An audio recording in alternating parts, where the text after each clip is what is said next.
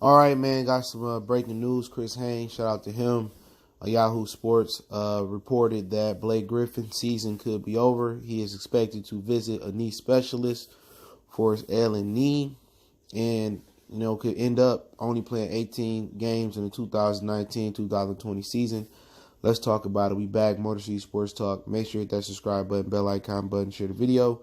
Don't forget you can check my other main sports and music entertainment channel at Goodfellas Sports TV. Appreciate everybody for tapping in on both. If you do, make sure you check it out over there, man. If you like this channel, you definitely gonna love that channel. But yeah, at the end of the day, they mishandled this injury. I mean, Detroit sports ain't that smart. Let me just start off there. The Lions and the Pistons made the very, very same mistake. The Lions, they sat there, they let Matthew Stafford play last year in meaningless games with broken bones in his back. Nobody foreseen what happened with his wife, which that mean he was learning a new playbook, doing off-season stuff, and he never probably got the chance to sit down and heal. All right? Came through training camp, had a little, still was hurt. They knew he was hurt through training camp. Still played the regular season, never got a time to heal. Blake Griffin last year, they utilized him all through the early season. They lost like 15, 14 out of 17 or 17 straight, whatever it was. They rolled him 40 plus minutes a game, 35 plus minutes a game. They used him all up, had a great season. Didn't give him no load management, knowing his career with injuries. Now, when it came down the stretch, he got injured. He playing every other game or something like that. Then all of a sudden, they shut him down. They getting blasted. They getting blasted by Milwaukee. They brought him back for no reason. They still got swept by Milwaukee. He had arthroscopic knee surgery. They tried to rush him back in the season, and he ain't been right. As soon as he came back to the court, you can tell that he was limping. And he just dragging his knee up the court. So at the end of the day, they made it worse. By not just, biting the bullet and not just taking a hit last year and letting him rest after the All-Star break, not bringing him back after the playoffs, trying to rush him.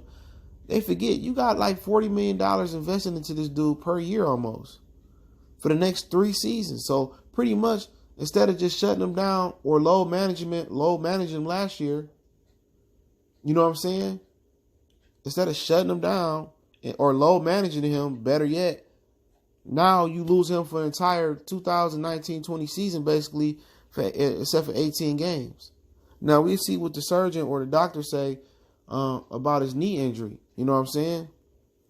But I think he going to have the surgery probably, and he going to shut it down, but they didn't handle this the right way. If he was a dude with 1 year left on his contract, I get it. Use him up, drop him on the street. It's a dirty game. But this is a dude that is owed 2 more seasons around roughly $80 million. So how you going to get rid of that contract is the question. People saying, trade Blake. How can I trade somebody when they can't perform? And at the end of the day, you could take it back a step and say they should have traded him at the trade deadline last year. But whatever people are optimistic. Like Tom Gores I think Tom Gores is a very optimistic fan. He want to see the best. He want to see the best outcome. That's all he can see. He can't see the worst outcome. He can't see anything in between. All he can see is the best outcome. And that's what most fans see. When Andre Drummond have a good game, everybody got something to say. When he have a bad game, it's quiet as mice. When he was getting dogged out by Milwaukee, it was quiet as mice. You know what I'm saying? And at the end of the day, you got to just be real. This team last year, you could see it when they lost all them games in a row with Blake and Drummond. This team wasn't going nowhere. They should have they should have traded Drummond and Griffin last year. Started over. And that's the God honest truth, dog. And I'd rather be premature when moving players than be late. So now he don't have no value because he can't play. So what you got to do is nurse him up to health. He got to sit out all of this year probably. He might have to sit out summer next year. He got to come back so he can ball out. And then you're going to have to move him. Or you got to wait till it's his contract year in 2 years. You know, and people say, oh, he balling right now. And, you know, but he was balling. But what did it mean? What did it come? It didn't equal wins. It didn't equal wins. All them Drummond 2020s, what did it mean? Did it bring a championship here? Did it bring a playoff win here? You know what I'm saying? If these your best players, these your most talented players, why they not winning? And I tell you, it's not that Blake Griffin ain't good enough, but it's a guard and wing league. This ain't 20 years ago. I will admit that as a basketball historian. It ain't 20 years ago where you can have two big guys and dominate the NBA. The NBA is a ball-dominant guard and wing league. It's a LeBron, it's a James Harden, it's a Westbrook, it's a Giannis game. That's what it's going towards. You know, if they had this team in the 90s, you know, with Drummond and Griffin, and they can get Drummond some post moves, then yeah.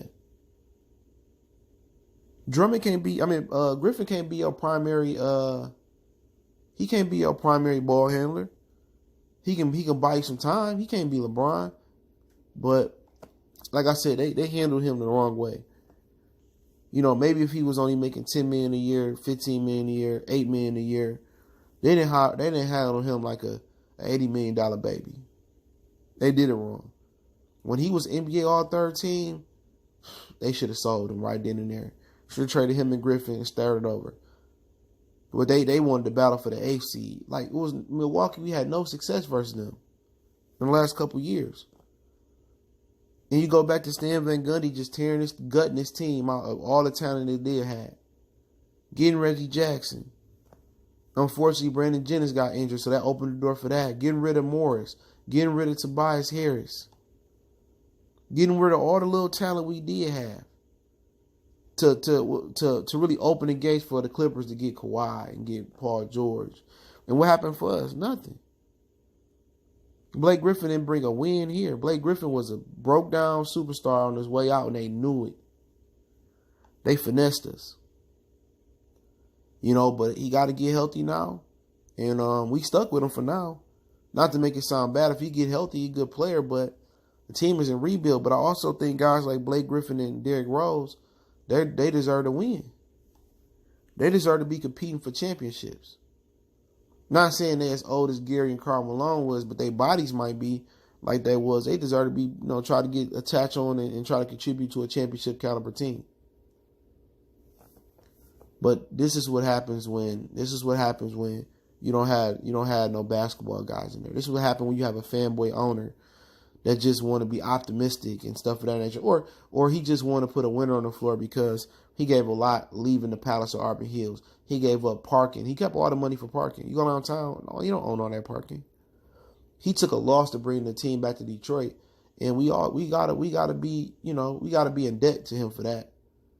That'll always be probably his legacy, is bringing his team back to the D. Some people don't like coming to Detroit. It's dangerous. I'm scared, and I'd rather be in the Palace and Auburn Hills. But it ain't the Auburn Hill Pistons. It's the Detroit Pistons. You know what I'm saying? Detroiters shouldn't have to go travel nowhere outside of Detroit to see their favorite team, their home team play when it's space and opportunity. But with Blake, they mishandled him. With Drummond, they mishandled him. And you got people saying, oh, Drummond deserved to get a Supermax deal. How do you get a Supermax deal? You're not LeBron. You're not James Harden. You're not Giannis. You're not in that class.